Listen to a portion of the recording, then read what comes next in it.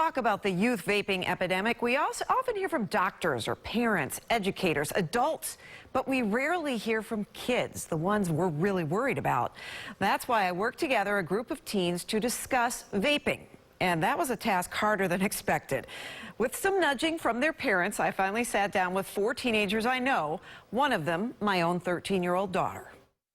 Meet our teen panel, 3 8th-grade girls and our lone boy, a high school junior.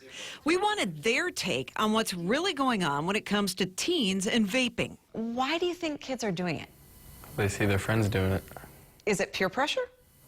In a way. New data from the Journal of the American Medical Association shows in 2016, about 1 in 10 high school students reported using e-cigarettes.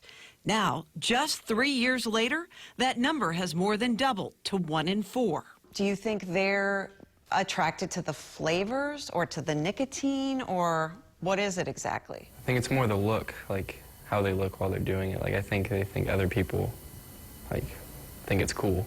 My daughter Kaya says she doesn't see kids vaping at school, but she hears a lot about it from her friends. Do you think that kids think it's safe?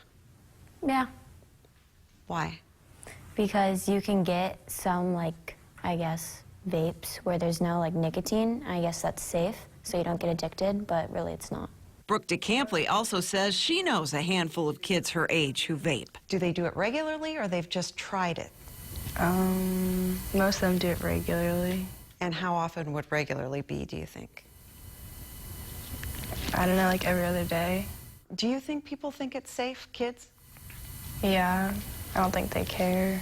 But the number of vaping-related deaths continues to rise. When you hear about people dying of vaping-related illnesses, do you put them in a different category, like they must be vaping something else or theirs isn't safe?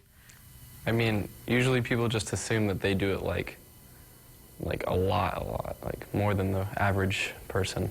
Drew Thorpe blames the flavors for drawing in kids her age. Well, they say it's nicotine-free, so it's perfectly okay. The JAMA report estimates 1 million students use e-cigarettes every day. It's become so prevalent, the Food and Drug Administration is labeling it an epidemic. And one thing all of these teens agree on, parents really have no clue. I think people are aware of it, but I think every parent just can't be my kid, so. Do you think it happens more than most people think? Yes.